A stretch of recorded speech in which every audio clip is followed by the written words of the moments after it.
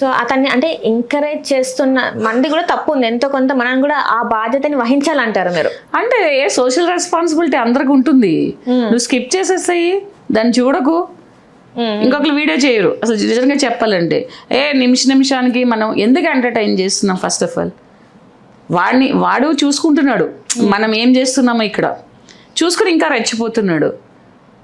అంటే ఇగ్నోర్ చేసేస్తే ఏం చేస్తారంటే ఫస్ట్ అతని ఛానల్నే బ్లాక్ చేయాలి. అసలు ఫస్ట్ ఆఫ్ ఆల్ అందరు రిపోర్ట్ కొట్టేసి ఛానల్నే బ్లాక్ చేసేస్తే దాన్ని చేసేస్తే అతను ఏం చేస్తున్నాడో మనం ఏం చేస్తున్నాం అనేది అతను తెలియదు.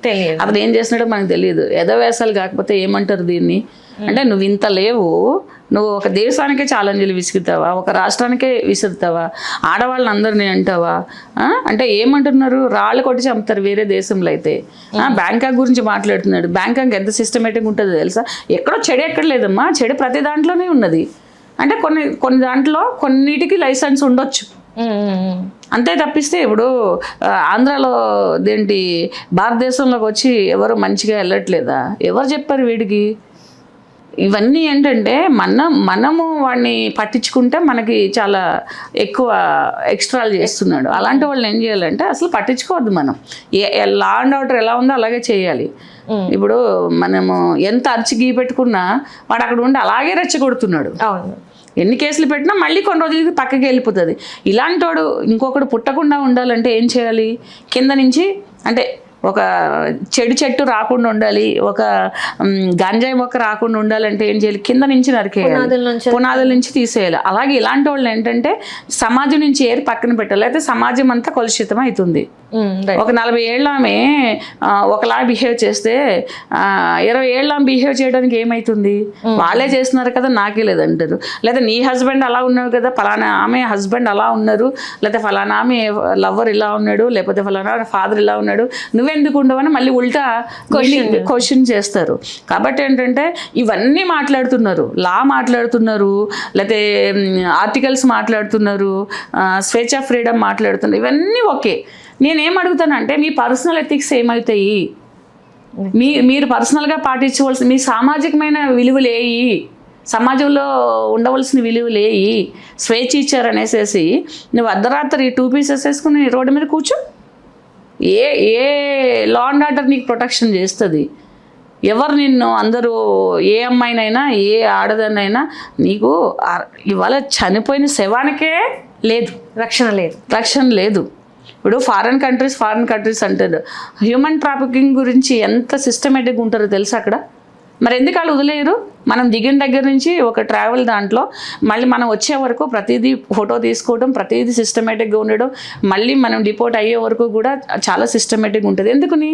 అక్కడ మిస్ అయితే వాళ్ళు మనకి అక్కడ ఏదైనా అఫెన్స్ అయితే మన దేశానికి వాళ్ళు రెస్పాన్సిబిలిటీ. సో అంత సిస్టమేటిక్గా ఉంటాయి కంట్రీస్లో. అంటే ఆ కంట్రీస్లో ఏది వేసుకున్నా చెల్లుతుంది కాబట్టి, ఏది చేసినా చెల్లుతుంది కాబట్టి ఆ రెస్పాన్సిబిలిటీ కూడా కంట్రీ తీసుకుంటుంది. వీడే కూడా బ్యాంకాక్ గురించి మాట్లాడడానికి అంటే బ్యాంకాక్లో అప్పుడు దేశం చాలా ఉంటుంది, అందులో ఏదో ఇంత వ్యతిరేకత మనకు ఉండొచ్చు. మొత్తం దేశాన్నంతా కూడా నువ్వు అదే దేశం అని ఎలా అంటావు? అలాగే ఎవరో ఒకరు ఇది చేయొచ్చు ఒక అమ్మాయిని, లేకపోతే ఎవరో ఒకరు కులం గురించి మాట్లాడవచ్చు, ఎవరో మతం గురించి ఎంటైర్ దేశాన్ని ఎలా అంటావు? రైట్. ఇప్పుడు కూడా చూసుకున్నట్టయితే మ్యామ్ ఈ దేవుళ్ళ గురించి చాలామంది మాట్లాడుతున్నారు. అసలు దేవుళ్ళ గురించి ఇంతలా మాట్లాడడం కరెక్టే అంటారా? ఇంకొకటి ఏంటంటే మనిషికి టైం ఎక్కువైపోయింది. అంటే ఈజీ ఎర్నింగ్స్ ఎక్కువైపోయినాయి. ఇప్పుడు ఒక 1000 రూపాయలు సంపాదించాలంటే రోజంతా కష్టపడాలి. ఒక మేడు 1500 కోసం నెలంతా రోజు 1 గంట 2 గంటలు వచ్చి పనిచేస్తుంది. వీళ్ళు సగం ఇప్పుకుని సగం చూపించుకుంటా, అంటే చూపించుకుంటా అంటే వాళ్ళ యొక్క ఆహార్యాన్ని అట్రాక్ట్ చేసుకుంటూ బూతులు మాట్లాడుకుంటూ ఇలా అట్రాక్ట్ చేసే వాళ్ళు కొంతున్నారు. అంటే వాళ్ళేంటి కష్టపడకుండా మేకప్ వేసుకుని కూర్చుని ఇన్స్టాలో ఫొటోస్ పెడితే సంపాదించాలని కొంతమంది ఉన్నారు.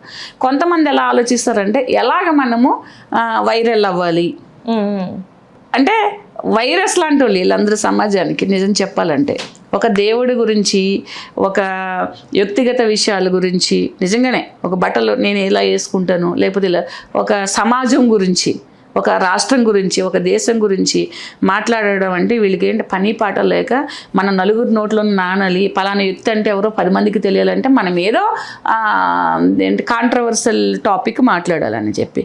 ఇప్పుడు ఆవిడెవరో మాట్లాడతారు ఏమని, ఆఫ్ఘనిస్తాన్ నుంచి ఎవరు చూశారు, ఎవరి నమ్మకం వాళ్ళది కదా. ఇప్పుడు అసలు దేవుడే మనలో ఉన్నాడు, మన ఆత్మే దేవుడు అనే కొలిచేవాళ్ళు కొంతమంది ఉంటారు. ప్రతి చెట్టుని కూడా కనిపిస్తే నీళ్లు పోసి మొక్కేవాళ్ళు ఉంటారు. ఎవరిష్టం వాళ్ళది, ఎవరి వ్యక్తిగత నమ్మకం వాళ్ళది.